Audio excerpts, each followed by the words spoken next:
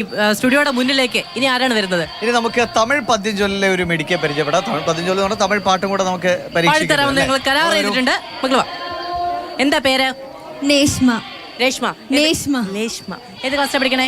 10ലാണ്. 10ലാണല്ലേ? മത്സരം കഴിഞ്ഞോ? കഴിഞ്ഞു.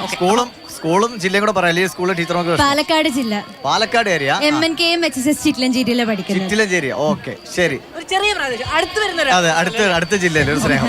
പാട്. தமிழ் பதியல்ல. தமிழ்தான் எங்கள் தாய்மொழி, தமிழனுக்கு இதுவே உயிர்மொழி.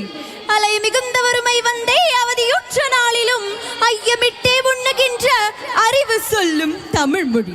பொதுகையிலே பிறந்து முச்சங்க சபையிலே வளர்ந்து கொம்பன் கவியிலே மலர்ந்த வையகத்தின் இணையில்லா செம்மொழியே உந்தன் பிறவு கண்டு புறம் முதுகு காட்டி ஓடி போனான். இன்றோ இங்கு இவன் தமிழன் என்பதையே மறந்து போனாൻ. നമ്മളെ ഈ തമിഴിലെ യാത്രക്കാരുടെ ശ്രദ്ധയ്ക്ക് സിനിമയില് ജയറാം പറയാം. കണ്ടോ സിനിമ? അതിൽ പറഞ്ഞു ജയറാം മലയാളത്തില് അമ്മയെ എന്ന് വിളിച്ചാൽ മതി, തമിഴിലാണെങ്കിൽ അമ്മേ എന്ന് വിളിക്കണം. അതാണ് തമിഴ് ഒരു കുറച്ച് അതെ വളരെ ഭംഗിയുള്ള ഭാഷയാണ്, കവിത തുളുമ്പുന്ന ഭാഷ. അപ്പൊ നമുക്ക് കവിത തുളുമ്പുന്ന ഒരു പാട്ട് കേട്ടാലോ? ശരി, പാടിക്കും.